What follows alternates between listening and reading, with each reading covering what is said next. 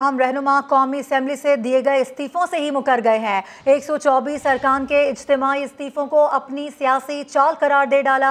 Islamabad high court में दायर नई दरख्वास्त में मौक़िफ़ इख्तियार किया कि इस्तीफ़े खालिसतन सियासी बुनियाद पर दिए थे, जिन्हें कानून की नज़र में इस्तीफ़ा कहा ही नहीं जा सकता। बिल्कुल, और इसी पर तज्जिया ले लेते हैं। खालिद अजीम साहब इस वक्त हमारे साथ मौजूद हैं, इसके अलावा नईम हनीफ साहब हमारे साथ मौजूद होंगे, और इसके अलावा नून लीगी रहनुमा अज़मा बुखारी साहिबा ने भी हमें ज्वाइन किया है। सबसे पहले खालिद अजीम साहब, आपसे मैं जानना चाहूँगी एक और यू टर्न पीटीआई रहनुमाओं का। वो ये कह रहे हैं कि इस्तीफ़े खालिसतन सियासी बुनियाद पर दिए थे, जिन्हें कानून की नज़र में इस्तीफ़ा कहा ही नहीं जा सकता। तुम तुराक से ये कहा जाता था कि जी हमने तो इस असम्बली को जानिब भेजी, इसमें चोर मुसद्दत कर दी है, फलां है, और हम तो इस्तीफे दे के हम ठोकर मार के आ चुके हैं। और कल की बात है कि एक रुकन इनके शकूर शाह जो कराची से हैं, लियारी से जीते हुए हैं, उन्होंने जब अपने इस्तीफे के हवाले से कहा कि मैंने तो ये इस्तीफा नहीं दिया और मैं तो इसके बाद भी कुछ प्रोसीडिंग जो है उनका हिस्सा रहा हूँ, तो उसके ऊपर उनको शो कॉज नोटिस जारी करने की बात की थी। अब पता नहीं जारी हुआ या नहीं, लेकिन बयान तो जारी हो गया था कि अब शकूर शाह साहब ने उनको नोटिस जारी किया। आज फर्रुख हबीब, अली मोहम्मद खान, शहरयार अफरीदी, इस किस्म के जो स्टालवार्ड्स हैं उनके, वो वहाँ पे गए और उन्होंने कहा कि जी ये तो एक सियासी हरबा है, कानूनी तौर से तो ये इस्तीफे है ही नहीं। गोया दूसरे लफ्जों में वो इस्तीफों से सिरे से मुकर गए हैं और उन्होंने उसका जो है वो वजूद तस्लीम करने से इनकार कर दिया और कहा ये तो एक महज एक सियासी स्टंट है, इसकी कोई कानूनी हैसियत नहीं है। तो आप फिर वो बताएं कि वो किस चीज का वो कह रहे हैं कि वो उस दिन डिप्टी स्पीकर जो है वो उन्होंने उनको उसको मंजूर कर दिया था और कासिम सूरी साहब ने, और हमारे मंजूरशुदा इस्तीफों के बाद उसके ऊपर कोई प्रोसीडिंग नहीं हो सकती। बिल्कुल प्रोसीडिंग भी नहीं हो सकती। खालिद साहब कता कलामी की माजरत साथ ही रहेगा। अज़मा बुखारी साहिबा को मैं लेना चाह रही हूँ, उनका कमेंट लेना चाह रही हूँ। अज़मा साहिबा, वो पीटीआई ही क्या जो यू टर्न ना ले, लेकिन मैं पूछना ये चाह रही हूँ कि ये मुल्क के साथ क्या किया जा रहा है। यानी इस्तीफे दिए जाते हैं, फिर उसको सियासी चाल करार देकर वापस ले लिए जाते हैं, उससे मुकर दिया जाता है। क्या कहेंगे इस पर, आप क्या कॉमेंट करेंगे?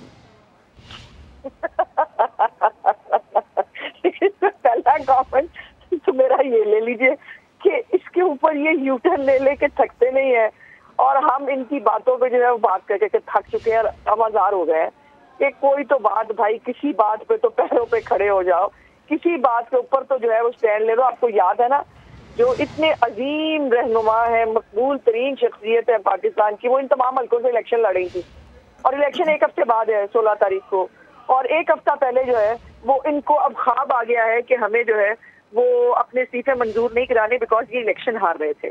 और इनको रिपोर्ट्स इनके हलकों से मिल गई थी कि इमरान खान साहब बुरी तरह जलीलो ख्वार होंगे, और इसलिए इन्होंने ये नया शगुफा छोड़ा है। बिल्कुल शकूर शाह वाला जो वाक़या आपको याद कराया खालिद अजीम साहब ने, एक ऐसी बात आपको याद होनी चाहिए कि असद उमर साहब आज से सिर्फ एक हफ्ता पहले वो भी कोर्ट में गए थे, और उन्होंने कहा था कि हम सब ने इस्तीफे दे दिए हुए हैं, हम बैठना नहीं चाहते, ये इम्पोर्टेड हुकूमत है और इस असम्बली को हम मानते नहीं है, सो हमारे इस्तीफे मंजूर किए जाए।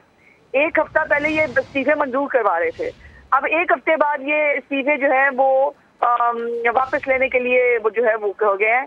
इतने बेशरम लोग हैं ये, इतनी घटिया सियासत है इनकी, और मुझे हैरत ये है, और ये इसमें कोई नई चीज भी नहीं है। आपको याद होगा वो 126 दिन के धरनों में असद उमर साहब हो जाए, आरिफ अलवी साहब हो जाए, ये शीरी मजारी साहिबा हो जाए, साहिबा खैर मुझे मैंने तय किया था इनको नहीं कहना, तो ये जो है ये सब के सब पार्लियामेंट लॉजेस में से उठ के सरकारी गाड़ियां जो कानमा कमेटी के तौर पे इनको मिली हुई थी उसको ड्राइव करके ये धरने में आया करते थे, और वहां से फिर ये अपने अपने पार्लियामेंट लॉजेस में चले जाया करते थे, तब भी इन्होंने इस्तीफे दिए हुए थे। तो ये बेशरम लोग हैं, इनका ये पाकिस्तान की सियासत पे एक धब्बा है कि इनके जिस आदमी की पार्टी के, जिस आदमी की पॉलिसीज में इतना तजाद हो, वो आदमी लीडर कैसे हो सकता है। और यकीनन अज़मा बुखारी साहिबा, कई सवालात अब खड़े हो रहे हैं। नईम हनीफ साहब, अब मामलात तमाम तर सामने आ रहे हैं, चालें सामने आ रही हैं सारी। ये सियासी इनमेच्योरिटी है। मैं तो जमात मानता ही नहीं हूँ, आज तक जब मान नहीं पाई। ये वन मैन शो है और वहीं से फैसला होता है, ना इनके पास कोई जहां दीदा कोई मशीर है और ना ये किसी की बात सुनते हैं। और यू टर्न नहीं, अब तो ये एक सियासी गोल चक्कर है। पीटीआई उसके गिर्द घूमती रहती है हर वक्त, उस गोल चक्कर के गिर्द। और बिल्कुल उस वक्त भी जब ये फैसला हुआ बनी गाला से कि इस्तीफे दे दिए जाए तो 80% लोग इस्तीफे नहीं देना चाहते थे।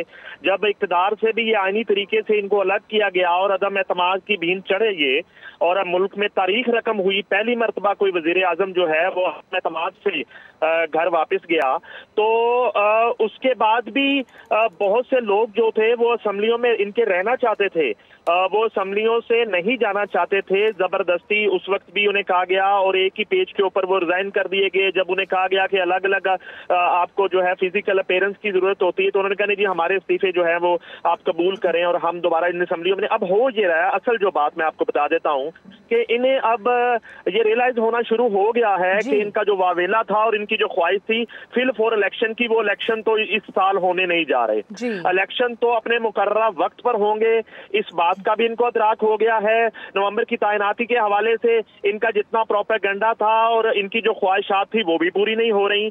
तो अब एक ही इनको हल नजर आ रहा है कि कम से कम उन्हीं असम्बलियों में जाएं। और जब अदम एतमाद से फारिग भी हुए, इन्होंने ना गाड़ियां वापस की, ना इन्होंने घर खाली किए, ना इन्होंने लग ऐसा रहा है कोई वापसी का जो है वो रास्ता तलाश किया जा रहा है। बहुत शुक्रिया नईम हनीफ साहब, खालिद अजीम साहब, आपका भी शुक्रिया। आज़मा बुखारी साहिबा, आपने समाज से गुफ्तगू की।